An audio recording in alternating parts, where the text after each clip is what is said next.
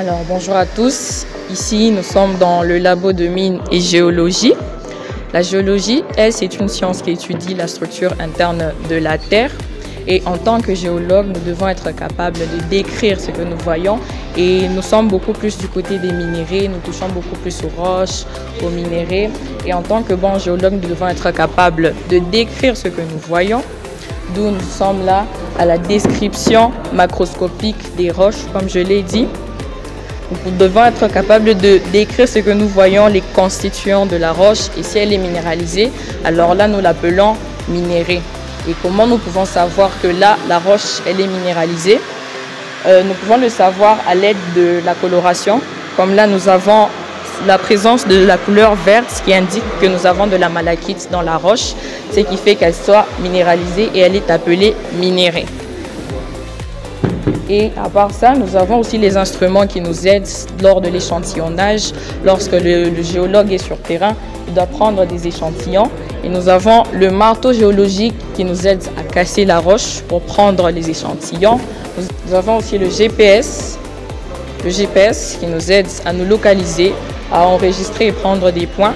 Si moi j'enregistre ces points et que je ne suis pas sur le terrain ou la zone, un autre géologue peut prendre le GPS, se servir et connaître où j'étais, ma position, à partir des points que j'ai enregistrés.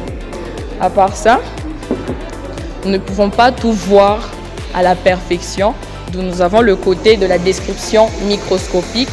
Pour tout ce que nous n'avons pas su voir facilement du côté de la description macroscopique, nous pouvons voir ça facilement à l'aide du microscope et tous les détails qui nous ont échappé, nous pouvons les voir. Ici, nos collègues nous aident à voir ce qu'il y a et à décrire ce que nous voyons. Et à part ça, nous avons aussi le côté des mesures structurales. Là, lorsque les géologues marchent sur le terrain, ils ne marchent pas n'importe comment et nous travaillons beaucoup plus à la surface. Mais nous devons aussi savoir ce qui se trouve en profondeur, d'où les mesures structurales. Lorsque les géologues marchent, ils ne marchent pas n'importe comment sur le terrain.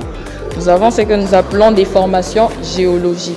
Et lorsque le géologue marche, il doit marcher perpendiculairement à ces formations. Les mesures structurales nous aident aussi à connaître l'orientation de ces formations-là, connaître le pondage et la profondeur pour pouvoir faire des forages et savoir ce qui se trouve en profondeur. Et lorsque le géologue marche, il doit marcher perpendiculairement par rapport à l'orientation de ces formations. L'orientation, c'est juste le sens que prend la formation. Et pour pouvoir voir toutes les formations, il doit marcher perpendiculairement.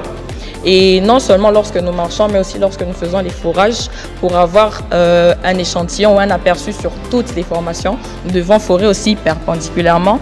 Et là, nous avons la maquette qui nous montre un peu, lorsque nous avons une carotte qui nous montre les différents types de formations, les différentes couches. Et c'est grâce à ça que nous avons des carottes. Et là,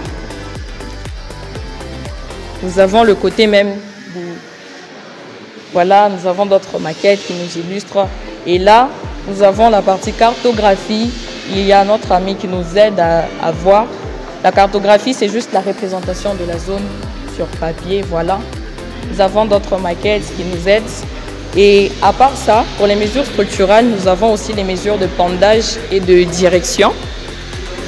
Là, à l'aide de la boussole, notre collègue mesure le pondage. Et après, il va aussi mesurer la direction pour avoir un peu les coordonnées pour les mesures structurales de cette maquette-là. Et là, nous avons le côté des carottes. Là, c'est après forage. Nous avons ces carottes géologiques. Ce sont des carottes de sondage. Voilà, après formation. Et la flèche nous indique, normalement, il devrait avoir un chiffre. Cette flèche-là va nous indiquer la profondeur des carottes. À part ça, nous avons quelques minéraux ici. Et là, nous avons le diagramme de Streckesen. C'est le diagramme qui nous aide à nommer les roches magmatiques. Là, c'est juste pour la nomenclature des roches magmatiques. Et là, nous avons une maquette qui nous aide, voilà, à connaître la structure des roches. Là, nous avons une structure tabulaire Là, nous avons une structure inclinée, monoclinale sans répétition des couches. Là, nous avons ce qu'on appelle des failles en géologie. Ça, c'est une faille normale. Et là, nous avons une faille inverse. Et là, nous avons une structure plissée anticlinale et plissée synclinale. Lorsqu'il y a répétition des couches, c'est là que nous pouvons l'appeler structure plissée. Et là, nous avons d'autres collègues qui sont en train de faire la description des roches, voilà, qui nous permet aussi de connaître. Et nous avons aussi des représentations de comment certaines roches se sont formées. Alors en géologie, nous avons 3 types de roches. Nous avons les roches magmatiques, les roches sédimentaires et les roches métamorphiques. Et pour les roches métamorphiques, ce sont des roches qui se forment par accumulation de sédiments.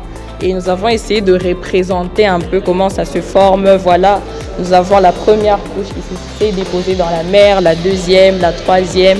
Et au fur et à mesure que le temps avance, après des millions et des milliards d'années, nous aurons la formation d'une roche sédimentaire.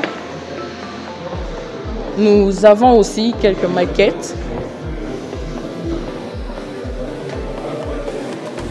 Et là, nous avons aussi quelques maquettes qui nous illustrent comment certaines roches s'est formées. Comme pour les roches magmatiques, ce sont des roches qui proviennent de la cristallisation ou du refroidissement du magma.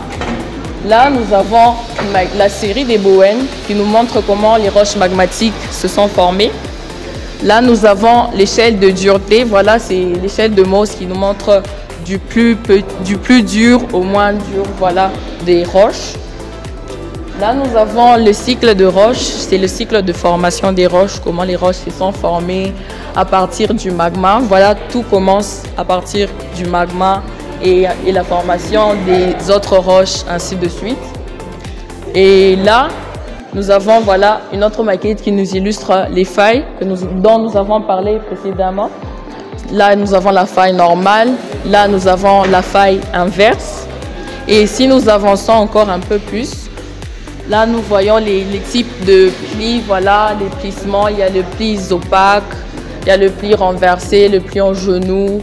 Nous avons le pli déversé, le pli horizontaux et les plis déjetés. Et là, nous avons une maquette qui nous montre voilà, la structure plissée. On voit que là au-dessus, il y avait une partie, là c'est l'anticlinal, il y avait une partie qui a subi l'érosion et qui s'est arrachée ou qui s'est détachée. Nous avons les flancs, nous avons les plis, les axes. Et là, nous avons une autre maquette, voilà, qui nous montre comment même ces structures se sont formées. Là, nous avons les dépôts. Les couches se déposent horizontalement. C'est la structure tabulaire. Et lorsqu'il y a la tectonique qui agit, nous avons les plissements et les soulèvements de cette zone. Et après, il y a eu érosion, peut-être suite à la pluie, qui a emporté cette partie. Et ensuite, sur ce vide créé, il y a un autre dépôt qui va aller se déposer et ça va créer la discordance angulaire. Alors ici, nous sommes du côté des études topographiques. Là, nous sommes du côté des études topographiques et nous avons voilà, la station Total qui nous aide pour faire les études voilà, de planimétrie, d'altimétrie. Et là, nous avons les jalons qui nous aident à faire le piquetage et l'appareil, un appareil qui nous aide aussi. Là, nous avons le prisme d'arpenteur, c'est un appareil qui nous aide aussi dans la topographie. Nous avons les jalons pour faire le piquetage et les jalonnements. Et là, nous avons le niveau à lunettes qui nous aide pour faire les alignements. Voilà, c'est avec cet appareil que nous allons pouvoir bien aligner. C'est avec cet appareil que nous allons pouvoir bien aligner les jalons et pour faire un bon alignement.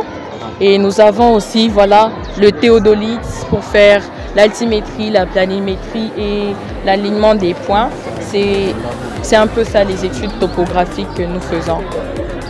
Alors je vous invite le 24 mai à partir de 8h jusqu'à 15h de venir voir voilà, notre exposition, nos labos, à voir comment vos enfants travaillent, comment nous mêlons la pratique avec ce que on nous enseigne, à voir le labo de mine et géologie. Voilà, nous vous invitons tous.